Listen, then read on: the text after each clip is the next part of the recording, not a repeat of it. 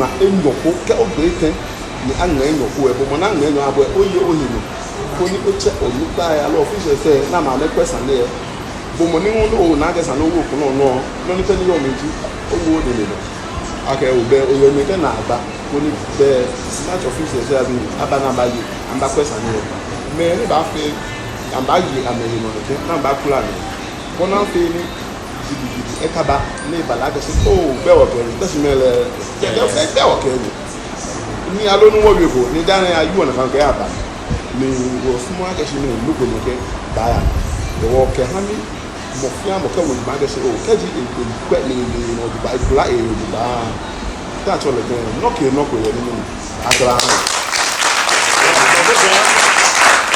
the most disciplined player, right. The most disciplined player. Team. Again?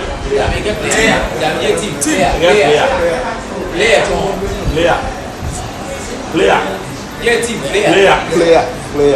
Ejake. No ni player Ejake. Player. Team men be discipline. Si le pay mi e rule ni yani do la ba. Me gba na player. Again, the most disciplined player. The best player, most disciplined player. My balage, Mukuba in your way, Malon Malon.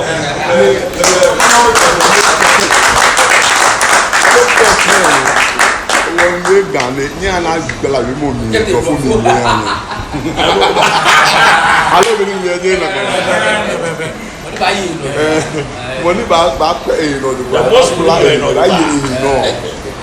then you have been watching. And you want to see a glide of when you see, I guess in the walker, or not the name gun, that's like a gun, then we are shown. Correct. That when it's an walker in the correct, what that or when we were getting food, she there, but they blame it on the high or in the you told Coco ni Abonti Bar and Restaurant. Was near Kema.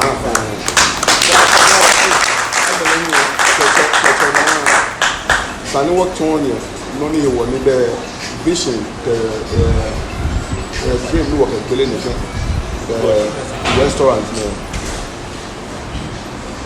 Lele, Kewaka when you're fishing or Nakashi, Mammy, the what you day when Mangana never she Jimmy Bencher.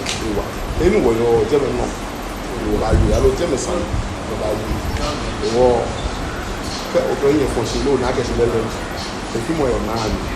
Where you can be a before you plantai can you see I'm a brilliant, but they need bonuses and a nice support. Mokoya in your school, Lella, any chair like a common. She knew too more than the airport. The floor them for me. Yes, you know what I do.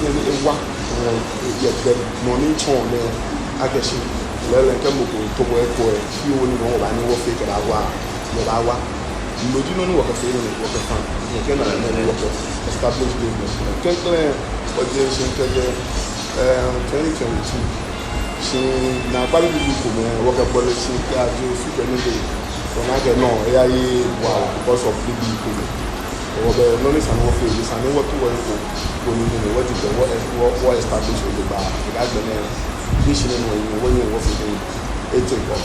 The war, the don't know what about the deal, and when they were in a cafe, no, they come when you will have you. Well, you were room now, what a little more. You got a work belly, work belly, maybe 21st June. boy. I feel near the vision in 1 year. Kaji, you can catch on feeling. What I'm not here for, what I'm feeling set up. Many to let me get the mindset, many care, man, to an back here, many ntoma akɛhyɛ amebaa ɔmo hye kɛ ha ekele du kɛlɛ bi ɔmɛni yɔ mewɔ amenya amɛta fɛɛ kɛ ntie mfo na tɔn wɛ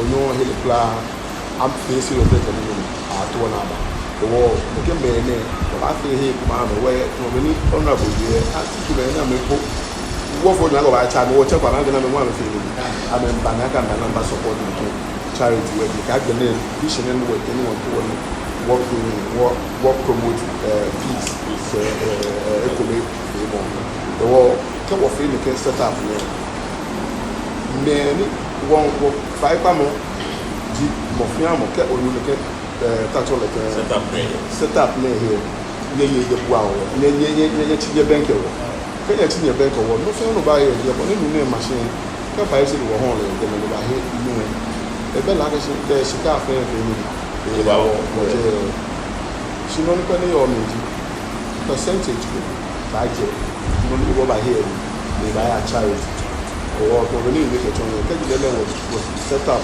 afiyɛ ni afiyɛ na wɔyɛ account department ɛni na ba kɔ nɔni nɔni ete yɛ nɔni wɔ na kyɛ ni bi kɛkɛ sika nɔni wɔ realize through much more mi yɛ rose sɛ wɔba ti wɔ abɛ kɛkɛ si blɔ kɛkɛ lɛlɛ wɔsa wɔti wɔ bɛn kɛ mɛni olupa yɛ sani mi wɔti wɔ bɛn kɛ wɔni wɔ kɔ akutu yɛ mi yɛ kɛji lɛlɛ koko lɛ pinto kɛkɛ ma di asomɔ eye ne alo tó ní wọ alájẹ ògbógbó ẹbí ẹni ẹni èyí ní ìwà mọ̀kò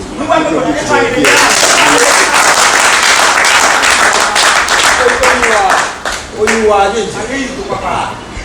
ní èyí ní ìwà mọ̀ bẹ́ẹ̀ agbẹ̀nẹ́lẹ̀ bẹ́ẹ̀ mídìá kẹ olùkọ́ ẹ̀ bá ní wọ̀kẹ́ kẹ̀kẹ́ wọ́tẹ̀wọ̀kẹ́ ní wà mọ̀ ní ẹgbẹ́ yà hàn agbẹ̀nẹ́ ń wẹ̀ wọ́n bẹ̀ ní ìlú yẹ kẹ́jẹ̀ bá pẹ́ wọ olóko ẹ̀ náà track ní ọ̀nà track any other it's not a stationary bar or restaurant.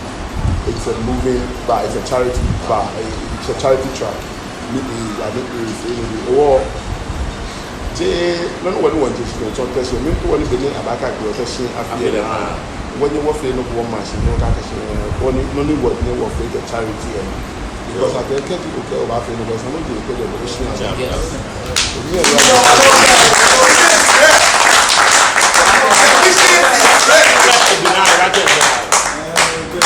onye ojensi sanwa agency ocean kẹkẹ ọwọ bẹ lọ fún ọwọ ocean ní yẹtọ inú wọ yẹn bí ẹ fi àgbẹ ọwọ bá fi kẹńkẹlẹ náà pẹ ọwọ fi kẹńkẹlẹ náà náà ẹgbẹ rẹ ní ìṣe ẹgbẹ ṣá.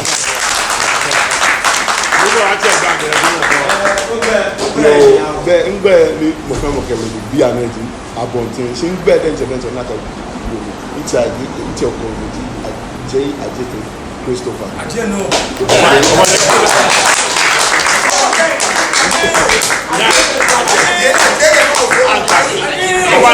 Ìbájẹ́ ẹgbẹ́ ìbájẹ́ eré jẹ. Ẹ̀jẹ̀ àṣìyàwó.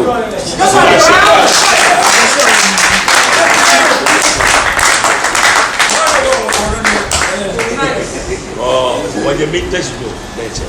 Mo ní kọ́ tukọ́fà abẹ́ ọ̀nà ẹ̀sẹ̀ àjọ.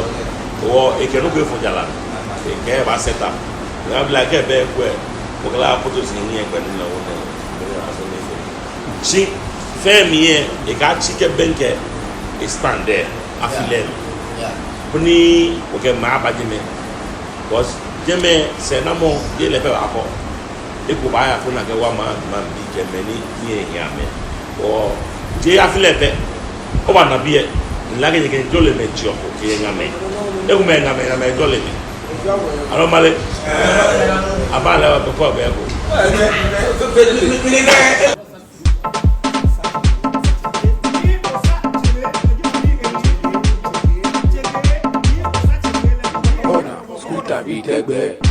Sẹ́yẹ mi popo ìlọ́bí náà mo fọ́ lọ́la ẹ̀jẹ̀ tẹ̀sí máa mi látọ̀lẹ̀ tẹ̀tẹ̀ tí ń kú látọ̀lẹ̀ tẹ̀tẹ̀ tí ń kú tígbó tígbó kẹ́kọ̀ọ́ nàìjíríà yìí tígbó kẹ́kọ̀ọ́ nàìjíríà yìí tígbó kẹ́kọ̀ọ́ nàìjíríà yìí tígbó kẹ́kọ̀ọ́ nàìjíríà yìí tígbó kẹ́kọ̀ọ́ nàìjíríà yìí tígbó kẹ́kọ̀ọ́ nàìjíríà yìí tígbó kẹ́kọ̀ọ́ nàìjíríà yìí tígbó kẹ́kọ̀ọ́ nàìjíríà yìí Chotolo cholo chotolo chotolo chop.